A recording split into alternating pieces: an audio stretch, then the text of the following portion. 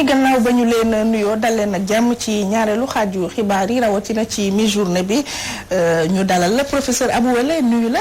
waaw maa ngi leen di nuyu. di nuyu Sénégal bi. am nañ mbégte lool dalal la ci ñaareelu xaaju xibaar yi ci pàcc bu njëkk bi nag xam naa ne embouteillage yi ñoo la téye woon ci yoon bi waaw gàllankoor la woon waaye nag alhamdulilah biñ la amee ci pàcc bu wolof bi nga xam ne askan wi moom daañ ko teewlu ak mbégte ñu dooree ko gëstu bés bi Sénégal lu jëm ci xaatima maanaam signature am moom bëri na ñu koy wut ci jamono yi gis nañu accord de partenariat yi nga xam ne signé nañ ko ak réew yu mel ni Turquie États-Unis Canada ba ci Mauritanie bi nga xam ne mooy suñu pegg yooyu lay signature yéen nga neel moo ci am waaye itam yan gàllankoor lañ ci mën a seenu duma ci xuus ba ci sori Safiatou Cissé moo ñu koy leeral.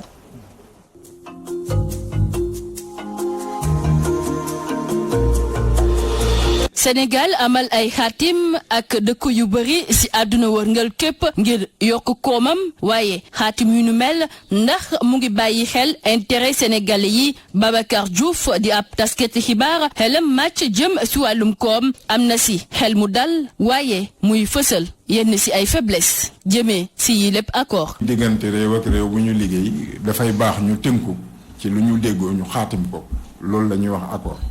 waaye loolu am na ñoo xam ne ñoo koy waaj ña koy waaj nag dañuy daje te seen doole yemul moo tax ñun bu ñu waxee ne accord yi ñuy signé yi ñuy xaatim diggante ñun ak yeneen réew yi gën caa bëri réew yi nga xam ne mooy réewu tugal yeeg yooyu ñoom seen doole ak nañuy waaje moo ëpp fuuf ña nga xam ne ñoom la ñuy jàkkaar lool. état dina am ay jamono buy waajal xaatim ay déggoo ak yeneen réew mun na jël ay cabinet privé ay nit ñoo xam ne dañoo jàmbure ci liggéey ànd ak ñoom ñu jàppale ko ca liggéey ndax nguur gi dina nangu société civile nekk fi di xool ñoom ndax li mbir mi baax na ci Sénégal wala baaxul ak yooyu yaakaaruma ne réew mi dinañ ko mos a nangu ndax ñoom nag dañ leen fal ñoom ñoo war a dogal bu ñuy dogal nag ngir ñu jël keneen mu ñëw di leen di yëddu di leen di xool yaakaaruma ne dinañ ko nangu ndegam nag saa su ne société civile mun na tegaat accord yi ba xam lan moo nekk ci biir ndax am na ci yu bëri yoo xam ne day am lu mel ni benn boîte noire boo xam ne duñ ko wax nit ñi au grand public loolu nag nit ñi mun nañuy gëstu xool xam bu fekkee am na lu ñuy jooyante tamit plus tard lañ koy jooyante. maam ko société civile bi di Babacar Fall moom nag li muy sàkk bokk na ci ñu fësal accord yi ngir mu gën a am leeronge. contrat yi mbiru maanaam dafa mel ni mbiru li ñuy wax souveraineté la diggante état ak état loolu maanaam demoon réservé au président de la république moom mooy xool lan mooy intérêt Sénégal mu sol dàllam dem bitim réew signé ay accord ak yeneen dëkk mais accord yi bu ñu koy signé aussi war na jiital intérêt sénégalais yi maintenant fi mu ne nii pour ñu maanaam boole ci société civile yooyu day xaw a jafe maintenant li ñu war a def mooy bu ñu signé contrat yi ba noppi ñu fexe ba contrat yooyu maanaam ñu teg ko sur la place publique en tout cas ñu pour des raisons de transparence ñu informer sénégalais yi xam lan la Sénégal signé. mën nañu fexe ba tamit def ay contrat yoo xam ne sénégalais yi dañuy dem par exemple ci réew yooyu maanaam main d'œuvre xam nga problème mu chômage bi dafa tar fii ñu fexe ba dem ci réew yooyu ñu signé accord aussi ñu am fa ay am fa ay xëy di fa liggéey yooyu yëpp je crois que donc mën nañ ko disons dëxañ ci biir contrat yooyu nga xam ne ku nekk maanaam da nga ciy gis sa bopp mais contrat yoo xam ne maanaam kii ñëw rek moom moo ciy gis njariñ mais ñun duñ ci gis njariñ kooku aussi baaxul loolu moo tax nag contrat yi ñu war ko fësal nit ñi xam lan la Sénégal signé ak lan la Sénégal signé wul. yi lépp xaatim nag du ñàkk lu mu jur bu ñu sukkandikoo ci Babacar Diouf. conséquences yi mooy dina tax réew mi am ay jumtukaay am koom fu mu mun a jaay gerteem par exemple wala leneen ak leneen loolu mooy conséquence directe boo xam ne mooy accord te accord yooyu nag. nekkul ne tey lañ ko tàmbali loolu fàtte woon naa ko waaye dafa mos a sax diggante réew ak réew bu ngeen demee ba déggoo ci dara da ngeen di xaatim loo xam ne mooy tax ngeen mun koo jaay waaye xaatim boobu dëgg-dëgg dina wane nag ne mun na andi sa koom njëriñ waaye ci ay jamono tamit am na ci yoo xam ne mun na dem ba andi maanaam loraange ci biir. Sénégal ay dëkk yu bëri dëgmal si ko si jamono ji muy amal ay xaatim. ak dëkk bu ci mel ni Turquie États-Unis Émirats arabes unis Mauritanie waaye xaatim yu nu mel tey xel lool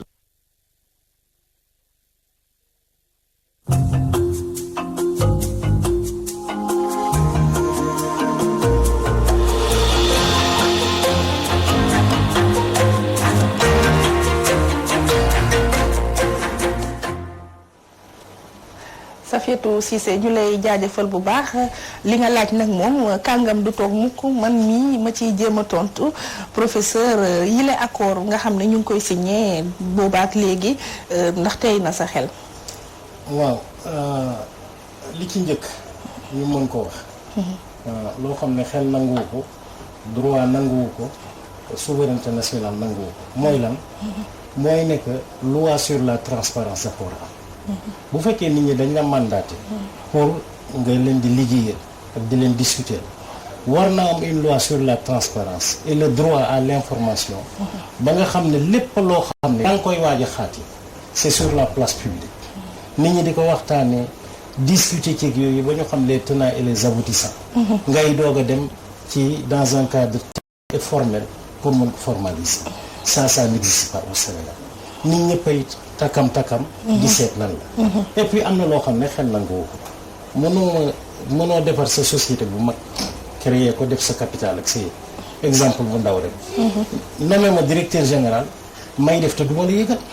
waaw loolu moo indi scandale yi nga xam ne moom moo fi nekk yëpp. waaw léegi ñun li ñu gis le Sénégal est très attractif ñëpp wax nañ ko. Sénégal incha allah dinañ ci yegg ñëpp xam le Sénégal pèse au moins 20 milliards de dollars. le Sénégal. ci franc CFA moom ñaata la ci kenn xamul lu mu toll ci franc CFA. c'est des centaines et des centaines de milliers de milliards de dollars. Sénégal ak oram. Sénégal ak zirconam. les puits de gaz yi ñu fi gis. le pétrole. le phosphate. ak yeneen ak yeneen. suuf si nag. waaw suuf si nag pour le foncier. au Sénégal ak yooyu yëpp dafa bari li nga xam ne moom moo nekk Sénégal comme ay ressources. Sénégal amati leen loo xam ne dëkk yëpp moom la ñuy wër ci àddina bi te daanaka amuñu ko ñun yàlla ko fi yàlla saxal te cat bañ cee am. climat social. c'est le climat le plus apaisé au monde amul benn dëkk boo xam ne yaa gën a calme Sénégal. amul benn dëkk boo xam ne dem yaa gën a sûr Sénégal. waaw malgré yi ngay dégg quelques faits divers c'est un pays qui est extrêmement sûr. mu amati leneen la culture au Sénégal nit ñi ci seen bopp. Sénégal ku mu neex nga dugg fi loo mënti am yoonu kenn nekku ci.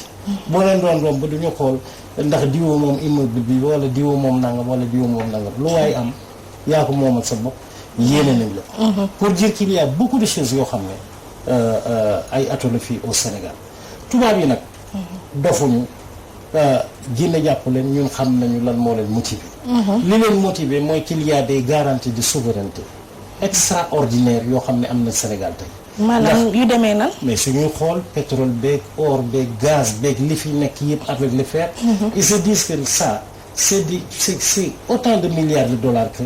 man ku ci ne bëgg nga ci am sa wàll. ku ci ne mën nga leen lebal ku ci ne mën nga jege si. parce que Allah kulli alin puisque l'État est une continuité. danañ la fay. waaw mais professeur léegi lii suñu problème. ce qui risque d'arriver. ñu koy wax di attirer l'attention de tout le monde. Sénégal SA lañ nar a gis. maanaam. société anonyme. dégg nga boo xam ne. action majoritaire yi. tubaab yee koy moom. waaw étranger yi ñoo koy moom. dañuy jënd sax suuf fi mu nekk. mais foofu laa doon jëm ak yow. Sénégal yi doon. waaw minoritaire. te lii. yàgg na fi.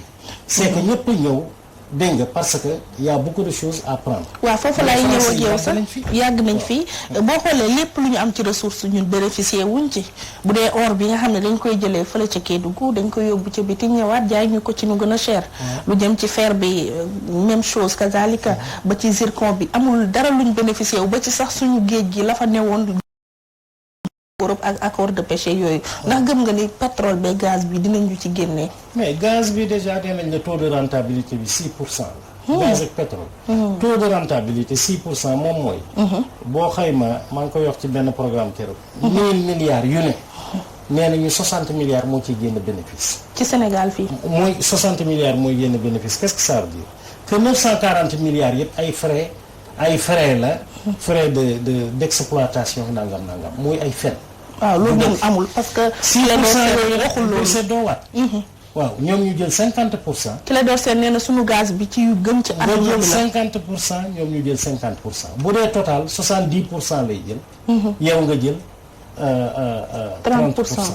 maanaam bu doon 60 milliards yi mu jël 42 milliards jox la 18 milliards bu dee yeneen sociétés yi ñu jël 30 milliards jox la waxoon naa ko fi nee naa pétrole bi gaz bi moom. buñ ko fi exploité 1 an Sénégal yi génn taxaw ci mbedd mi ne am suñu xaalis.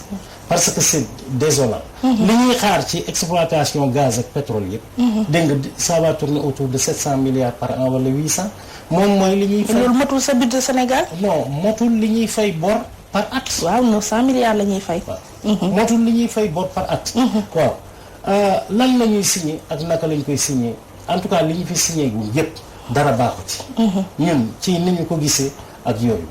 ñu ngi rek dans cette nu mu tudd toujours dynamique. producteur de matière première dégg nga génneel ñu peese dégg nga. ma jaay la nga dem ma jël samay xànjar dem. on n'essaie pas de créer quelque chose boo xam ne war nañ ko mën a exploiter suñu bopp. gaz beeg pétrole bi quel que soit ce qu'on te dit.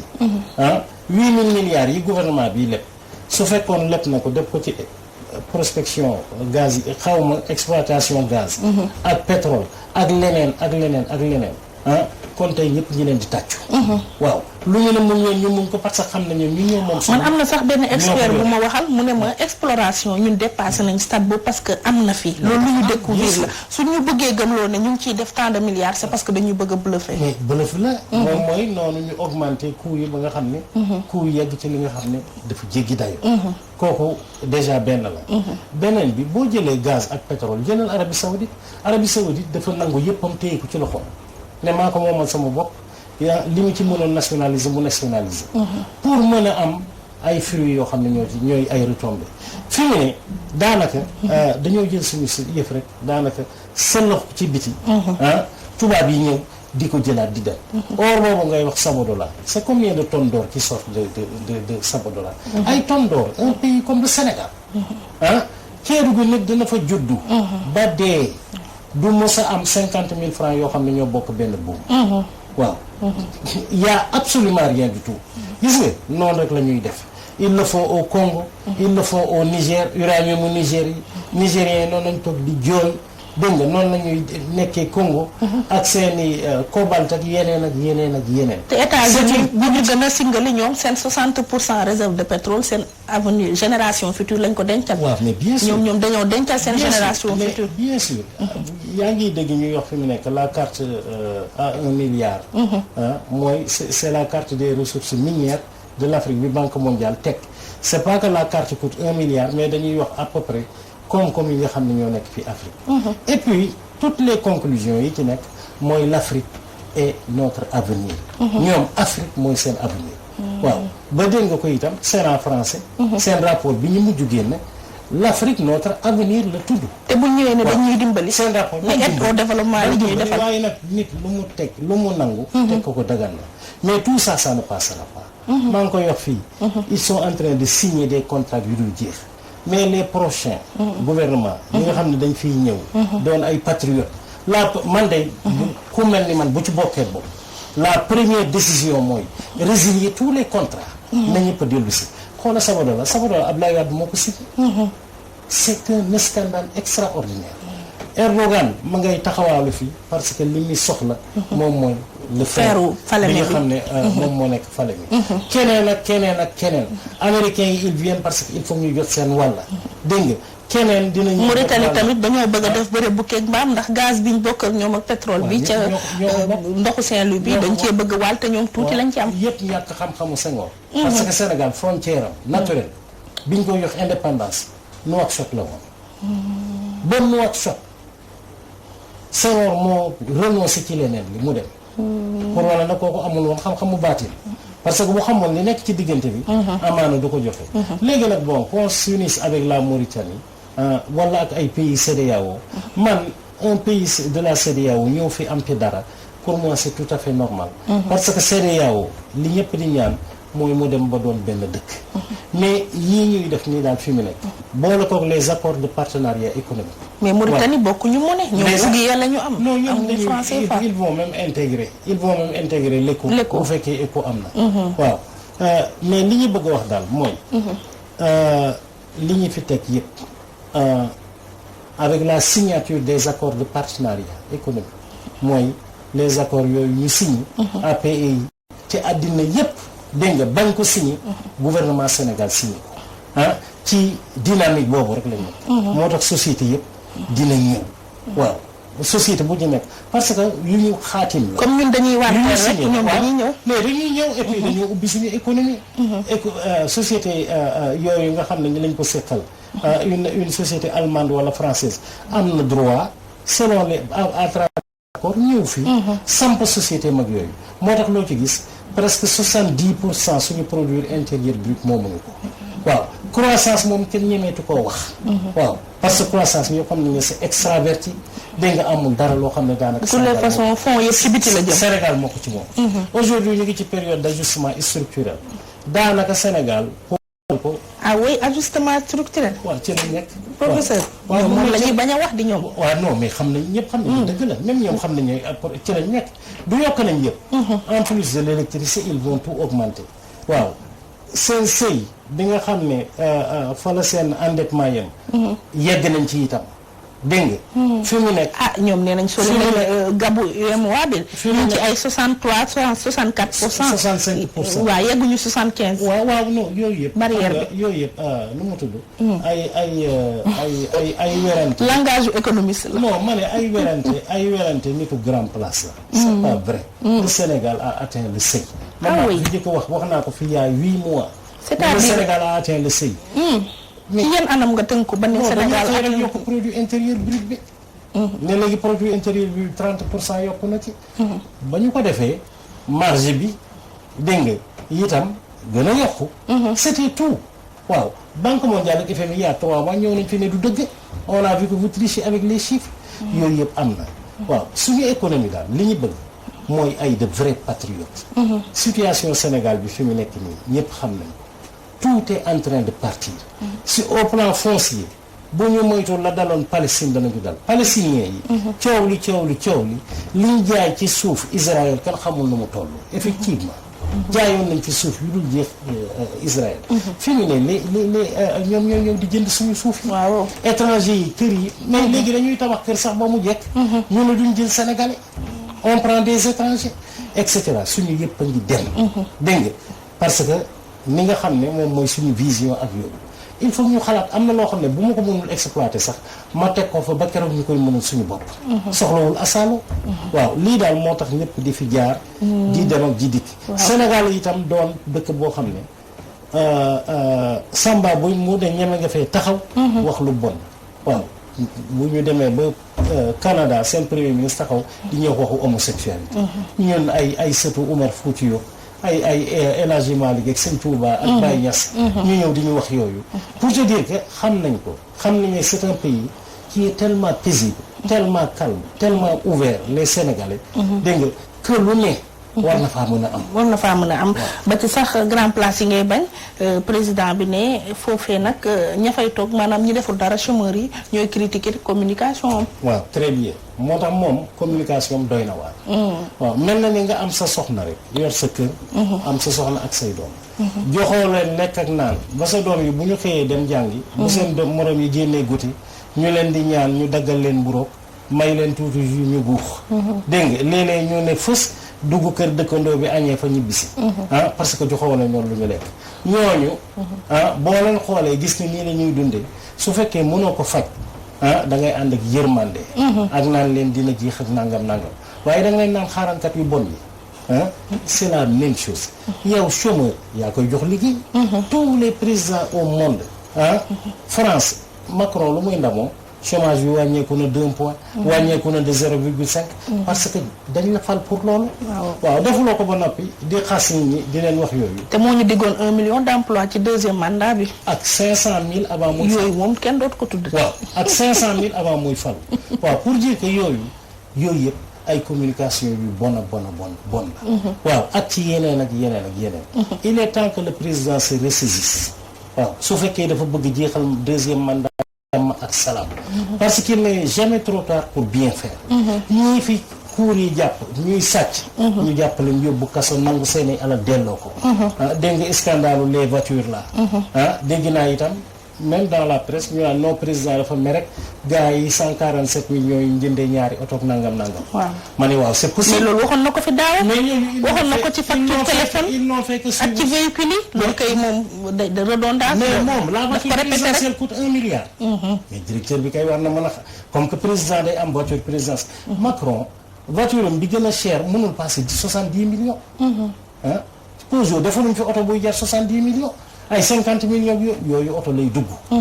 ñun quand notre président se permet d'avoir une voiture qui coûte 1 milliard mais le DG se dit que mais war naa fi mën a am oto buy jar 75 millions wala 80 millions.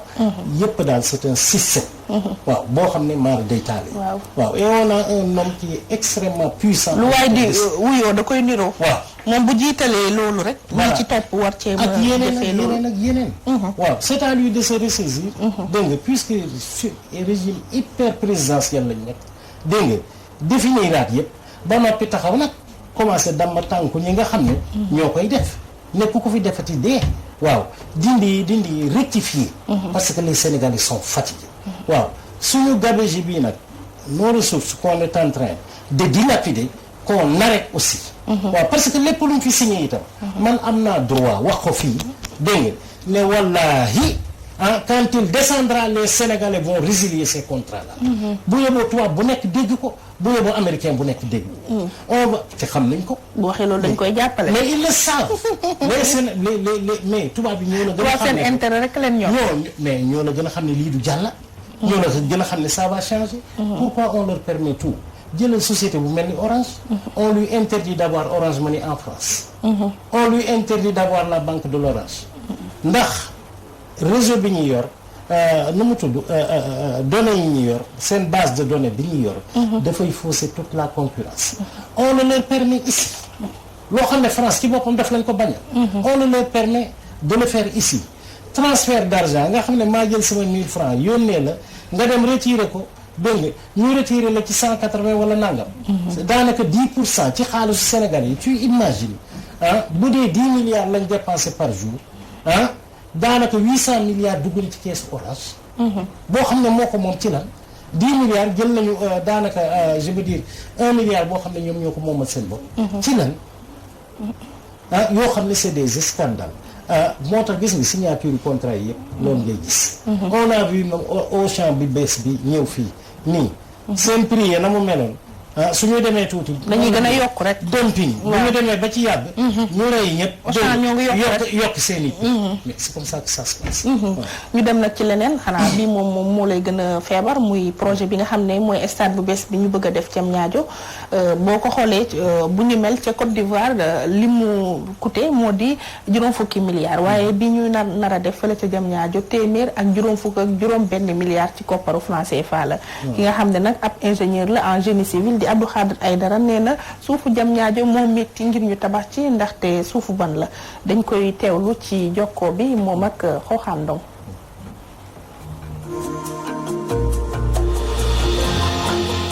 Abdou Khadre Aïdara ñu ngi lay nuyu. maa ngi lay fay bu baax monsieur Ndao. Abdou Khadre Aïdara ñu gis ne nguurub Sénégal mu ngi bugg a construire ab stade ca Diamniadio waaye nag njëgu stade boobu mu ngi toll ci téeméer ak juróom fukk ak juróom benn ci ay milliards jamono ji nga xam ne stade olympique bu ko di ñu ngi ko tabaxee ci juróom fukki milliards ana naka nga mën a expliquer différence boobu. waa xam nga lu jëm ci wàllum tabax dafa am loo xamante ay paramètres yu ñuy naan paramètres ay affaires yoo xam ne ñoo ci intervenir boo xoolee ci wàllu stade dina am ñeent yoo xamante dinañ ci intervenir te ñeent yu am solo la benn mooy lan mooy capacité mooy tolluwaayu stade bi ñaata nit la mën a jël loolu nekk na paramètre boo xamante dina ci compter ci wàllu prix bi deuxièmement mooy standing bi jumtuwaay yu ci def mooy taaru bi parce que boo xoolee FIFA actuellement exigence yi ñu am ci stade yi parce que lii ça va être un stade de renom mondial donc exigence yi ñu ci am donc loolu foo mu doon stade boo xam ne standing bu mucc ayib lay doon donc troisièmement mooy aménagement secondaire mooy aménagement yi ñuy def ci biti ay parking ay restaurant yooyu yëpp dina nekk loo xamante dina jouer ci prix stade quatrième point bi gën a am solo mooy suuf si ñuy ériger stade mooy suuf si ñuy tabax stade bi nekk na suuf soo xamante waaw nga xam qualité bi te ñëpp xam ne Diamniadio qualité bi fa nekk du qualité bu rafet du qualité bu baax donc du nekk na ay paramètres yoo xamante dinañ jouer ci prix stade bi ba tax na pour ñu mën a comparer Côte d'Ivoire bu Côte d'Ivoire ak bu Sénégal dina xaw a jafe lool ndax xamu ba xam yii nii ñun paramètres yi ñu soxla ñu nag waa Côte d'Ivoire ñoo ko bokk. d'accord exactement monsieur Aïdara ca sol soosu nga wax moo di suuf si ñëpp xam nañ ne suufu Diamniadio dafa di suuf joo xam ne dafay yëngu est-ce que du ab risque tamit ñu jël lu toll ci téeméer ak juróom fukk ak juróom-benn ci ay milliards def ko ci suuf soo xam ne nii amaana dafay yëngu. waaw xam nga fu mu toll nii mooy li ñuy wax loolu ay politique état bi la donc du coup mais xam naa ne Sénégal actuellement. lii bi ñuy liggéey mooy def Diamniadio mu doon loo xamante ville lay doon ville bu mucc ay te gis naa ne daal ñu tabax ko foofu nekk na loo xamante lu rafet la lu baax la parce que bu ñu ko deful foofu gis naa ne population Sénégal daanaka Ndakaaru lañ nekk donc mënoo ko jëlee foofu di ko yóbbu feneen te boo xoolee boo demee ci yenn réew xëy na am na réew yoo xamante bon ñun li ñuy tabax boo ko doon tabax ñoom seen dëkk dinañ fay xëy na lu ëpp ñun li ñuy fay ci sunu stade bi donc loolu noonu yaakaar naa nekk na loo xamante ay politique la rek donc kenn ku ci nekk da ngay def ci li nga am donc ñun xëy na Diamniadio boobu la état bi am moo tax mu samp fa stade bii nii. waaye su boobaa coût bi dafay gën a yokku ndaxte li ngay def ci wàllum construction bi ci suuf soo xam ne dafay yëngu dafay wute ak feneen foo xam ne boo ko fa defoon suuf si du yëngu. effectivement donc loolu nekk na parce que suuf la boo xam ne foo nga dem en profondeur mooy profondeur yu xóot pour mën a tabax daanaka mën naa ne li nekk ci kaw stade bi lu toll noonu daanaka mën na nekk ci biir même bu ko tollul tamit xaaj bi lépp mën nga ko samp ci biir donc pour stade bi mën a dëgër donc loolu nekk na loo xamante noonu la ñuy tabaxee stade. d'accord Abdou Khadre Aïdara rédaction bu Walfadjri mu ngi lay jaajëfal ma fàttali ni yow ingénieur en génie civil nga maanaam koo xam ni xam-xamam màcc na lool ci wàllum tabax. jërëjëf monsieur Ndong jërëjëf.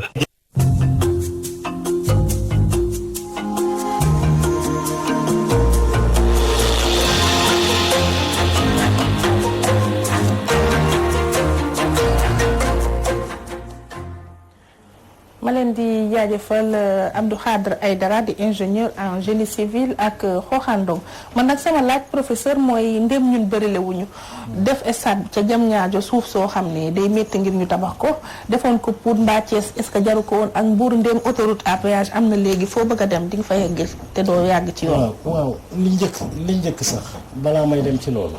mooy ingénieur en génie civil bi.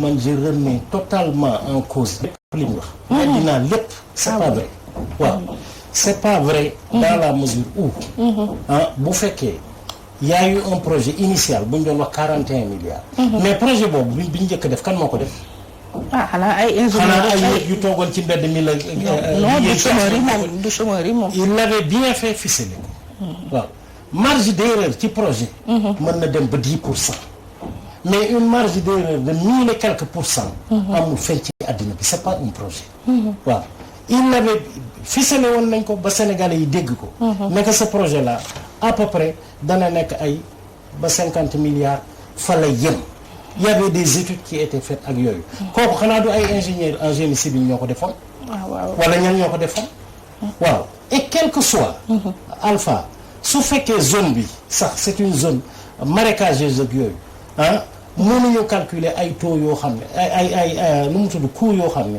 mën na triplé vraiment prix initial bi waaw xanaa mënoon nañ calculer waat ne y a 25 milliards de plus 30 milliards de plus compte tenu suuf si ni mu mel wala nangam on nous dit on passe d'un projet ficelé de 50 milliards à 155 milliards 156 milliards on dit que c'est pas possible beneen bi waaw bu foofu baaxul lu tax defuñu ko feneen moomu jaaxal lu tax ñëw jënd ay kër fii Dakar dégg nga raser leen tabax ko fi wala dem feneen dem ba Thiès nga xam ne c'est pas une zone biñ ko buggee ci terre bi de def nañ ko toxal nañ ay nit def ko fa pour dire que yooyu yëpp ça ne tient pas waaw fi mu nekk nag nébuleuse totale parce que nit ñi Sénégalais yi kenn xamul exactement ce qu'ils font dégg nga naka lañ koy defee ak kii léegi boo ñëwee ci priorité li nga ma tuddul léegi amul benn dëkk bu normal boo xam ne les gens meurent aux urgences amuñu lu ñu fajoo dégg nga nit ñi amuñu lu ñu lekk amuñu lu ñu naan Sénégal ñëppay toltolaan fi mu nekk pour am lu ñu dundee y'a 50 kenn xamul chômeurs yi naka la ñu toll presque 80%. syndicat yaa ngi grève ndax ay accords yu ñu respecté wul kenn nga jël 155 milliards. ci période bu mel ni nga xam ne dara amu fi les gens meurent xanaa président moom yëgul loolu que les Sénégalais ont des problèmes pour avoir 3 repas par jour xanaa moom yëgul loolu xanaa xamul loolu nga ñuy indil stade bu 155 milliards stade boo xam ne déjà yow stade yu fi nekk sax championnat national mënu koo feesal nga ñuy indil stade boo xam ne dafa mel ni stade bu Barcelone wala Real de Madrid suñu football dafa xaaju gum yegg foofu c'est-à-dire que da ngay dem ba ci yàgg dootoo xam lii lan la waaw moo tax délégué ay pouvoir war nañu xoolaat ci suñuy loi naka la ñuy délégué ay pouvoir projet balaa nga koy teg yan procédure la ñuy jaar ba peuple bi jot ci Suède ngi nii ils ont une tradition Suède lépp lu ñuy bëgg a def li ñuy njëkk a def mooy ne na ci intellectuel yi wax ba noppi il lance la balle de sonde intellectuel yi discuter ba noppi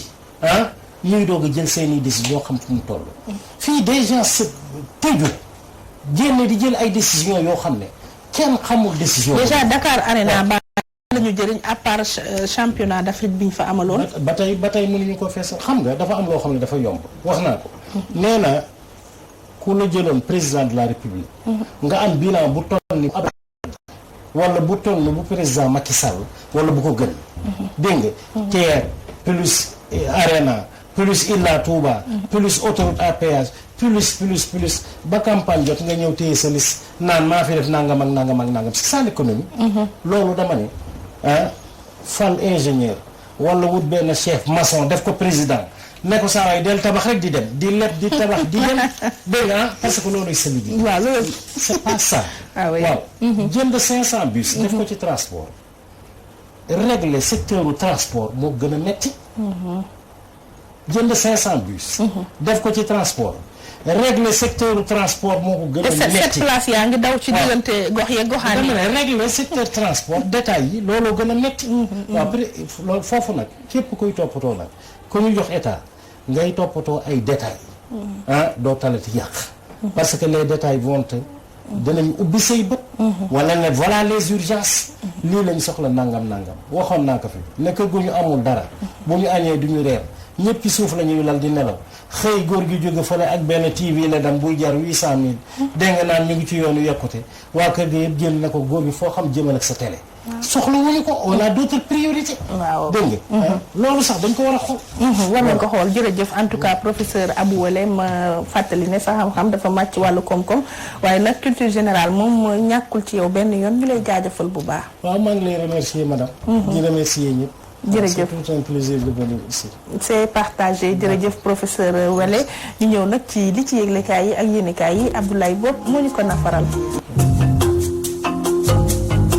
dal leen ak jàmm dogal gaa ngoog tukkee ci ndajeb conseil des ministres ca la njiitu réew mi Macky Sall dàkkalee ci saasi njëndum woto yi te mu ñeel administration bi Walf Quotidien gannaaw taxaw seetlu ba ca njiitu réew mi Macky Sall def jàpp na ci administration bi nañuy doxalee ci woto yi awul ci yoon yàq bi def cee bari ak naka sudul noonu ci biir yéen kaabit Walf Quotidien njiitu réew mi Macky Sall xamle ne lu ko dalee ci ministre yi directeur généraux yi ba ci chef de service yi bokk na ca lu ko dalee ci alxamisu tey ji ñaar fukki fan ci weeru février kenn dootu ci jënd woto ba jëmi jamono Walf Quotidien fàttali la mu waxoon moom jiitu réew mi Macky Sall juróomi fan ci weeru ut ci atum 2019 bi weesu xamaloon askan wi ne ci nguuram lu ko dale atum 2012 ba 2019 nguur gi jot naa dugal ci njëndum woto lu toll ci ñetti téeméeri milliards ak juróom-ñaar yéen kaabi di la solee ne mangoog njiitu réew mi Macky Sall dakkal na ci saasi njëndum woto yi te mu ñeel administration bi ne dootul seetaan li ni mel ne dootul seetaan salfaañe gi ci am ba tax na njiitu réew mi Macky Sall sàkku ngir ñu mun koo xaymaal lim woto yi ne ci administration bi ak naka lañ koy doxalee ndax yooyu la woto aw nañ ci yoonam déet libération ne ci jamono ji njiitu réew mi Macky Sall kontaanul benn yoon mer la def gannaaw li feeñ ci woto bu administration bi yéen cabinet la ko gën a merloo moom njiitu réew mi Macky Sall bokk na ca ñaari woto yu bakkane ya ARTP jënd te njëg ma toll ci téeméeri millions ak ñeent fukk ak juróom-ñaar maanaam 147 millions bu dee ca ministère de la justice jot nañ fa xayma njëndum woto njëg ma toll ci ñeenti téeméeri millions ak juróom-benn fukk bu dee ca ministère de la microfinance jotoon nañu xayma la ñu bëggoon a jëndee seen woto njëg ma toll ci téeméeri millions ak juróom-ñeent fukk ak juróom-ñett juróom-ñett bu dee ca ministère gi yor wàllu mbéy mi la ñu xayma woon ci njëndum woto njëg maa nga toll woon ci téeméeri million ak fukk ak juróom-ñett bu dee ca secrétariat général du gouvernement la ñu jotoon a xayma ngir war ko mun a jëndee woto njëg maa nga toll ci juróom benn fukki million ak juróom libération ne bile doxalin doon lu jaaxal lool njiitu réew mi Macky Sall laas ne ma ngoog njiitu réew mi téye na frein ya jublootul benn yoon ci njëndum woto te mu ñeel administration bi dàq na ko ba jëmmi jamono bile dogal ana naka lañ ko gisee kuréelu syndicat gi boot liggéeykat yi ne ci administration bi njiit ma di Makhtar Dabo ne dogal googee yegsi na ci waxtoom jot nañ ko rafetlu ndax yàq bi dafa bëri lool ci njëndum woto administration bi Makhtar Dabo joxoñ ci baaraamu tuuma politicien ya ñuy fal te ñu jiite direction wala doon PCA ñooñee ñooy cëru saay su ne ci woto yu bakkane yi bàyyi liggéeykat yi ne ci administration bi Makhtar Dabo ne xoolal nga jël ab directeur général mu jënd ab woto 4x4 gu bakkane wala 8-8 njëg ma boo ko xayma toll na ci ñeent fukki million jàpp juróom benn fukki million te bu yàggee tuuti googule directeur général mun naa màggetal googule oto ci saasi sàkku ñu jëndalaat ko beneen Makhtar Dabo ne googule directeur général fa muy mujjee mooy oto gañ ko njëkkoon a jëndal def koy mujjee yóbbu këram bàyyi kook njabootam mu yóbbu ay doomam ci l'école wala yóbbu soxnaam mu dem dugg ji marché Makhtar Dabo ne lii moo am ci administration bu Sénégal ne dañ ko noppiwaale woon waaye tey wax jot na gannaaw bi ci njiitu réew mi Macky Sall addo yéen a kaabi di Le Quotidien ne dogal gàngoog jib na njiitu réew mi Macky Sall fab na ay keleem daal di dakkal njëndum woto aade lu ko dalee alxamisu tey ji ba jëmmi jamono gannaaw gëstu gam ci amal ne lu waaju ci njëndum woto yi buñ ko xayma toll woon na ci benn milliard goo xamante ne direction du matériel et du transit administratif di DMTA moo ko doon saytu waaye koppar yooyu le tàmbale naa jéggi dayoo l'observateur leen njiitu réew mi Macky Sall def ca